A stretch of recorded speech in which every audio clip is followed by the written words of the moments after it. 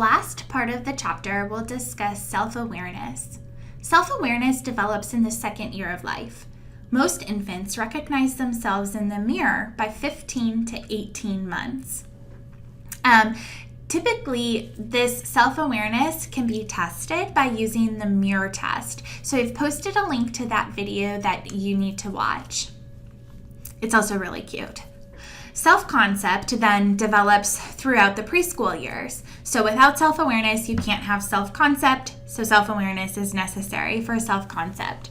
So we see this in that preschoolers, they use the word mine when referring to a favorite toy.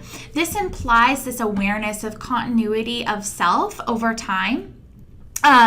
We also see that they are able to describe their own physical characteristics, their own preferences, their own competencies. So you can really see this development. I could really see it in my son, Lenny. He started off when he was around 1.5. He started recognizing himself in the mirror. So he would stop, waving at that boy in the mirror, and he recognized that it was himself. And then as he developed and as his language developed, it was really interesting to watch his development of self-concept. So he would start, I remember one time I said to him, you're a good boy, Lenny. And he would say, I'm not a good boy, I'm Lenny. So here he's aware of his name.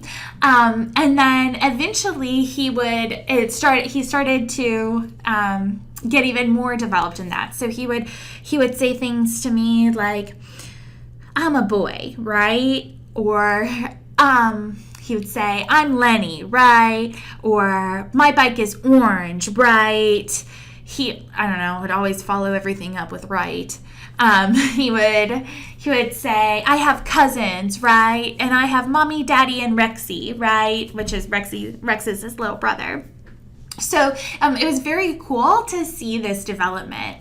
So you see that toddlers look more at photographs of themselves than other children.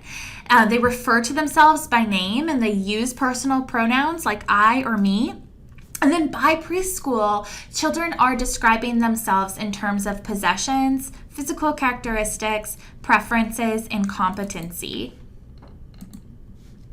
So between the ages of 2 and 5, children develop a theory of mind. And this is a pretty naive understanding of the relationships between thoughts, beliefs, intentions, and behavior that creates an intuitive understanding of the link between mind and behavior.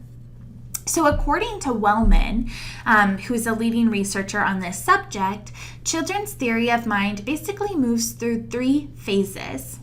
In phase 1, that's by about 2 years, and this is predominated by desire. So by age 2, children understand that people have desires, and these desires can cause behavior. In phase 2, children understand desire and mental states.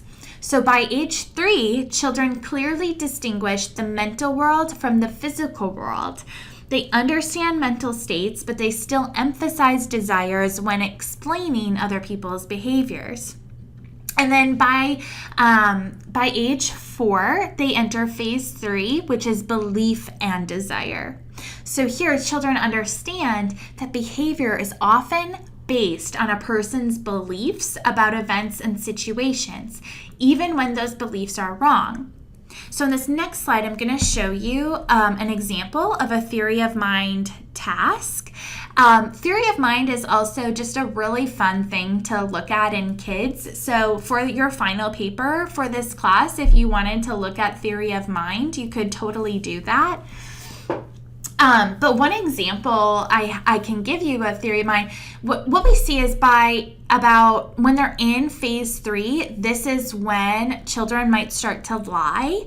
And it can be easy to get really frustrated when children start lying. But part of it is also just that it's kind of normative when it comes to development because they're aware of this theory of mind. So I remember one time, and Lenny was actually only like 2.5, but I was Swiffering the floor, and he wanted to use the Swiffer, and so I let him do it, and then he was like pushing the button to spray the liquid stuff all over the floor. And so I said, Lenny, you can't push the button anymore. You've got to stop pushing the button. And he just looked at me and he said, well, I want to push the button, right? Okay, so here he's aware of his desire. He wants to push the button. I said, well, you can't push the button anymore. Like, we're wasting all of the cleaner. Like, you've got to stop pushing the button. The floor is all wet. And he just looks at me and he goes, Mommy, Rex is crying. He's upstairs. He needs you. So I like walk away. I go behind the corner, and then he pushes the button again. So I don't understand where this came from, because he was only 2.5, but he here was clearly aware of this belief and desire, understanding that my behavior would change based on what I believed. So if I believed Rex was crying, I would go upstairs and help him, and then he would be downstairs by himself and could push the button on the Swiffer. So here's an example of a theory of mind task. This is known as a false belief task. So this is a task you can give children to see if they've fully achieved theory of mind. So in this task, you might say something like, here are Mary and Jane. Mary puts the ball in the red cabinet. Then Mary goes outside. Jane takes the ball out of the red cabinet and puts it in her blue cabinet. Which cabinet will Mary look for the ball? Will look in for the ball. So a child who has theory of mind would say, well, she left it in the red cabinet, and that's where she thought it would be because she didn't see Jane switch the ball out of the cabinets. So a child with theory of mind would say, well, she'd look in the red cabinet. A child with no theory of mind would say, well, the ball's in the blue cabinet, so she's going to look in the blue cabinet. So you can give them, there's lots of different false belief tasks that you can give children to test their theory of mind.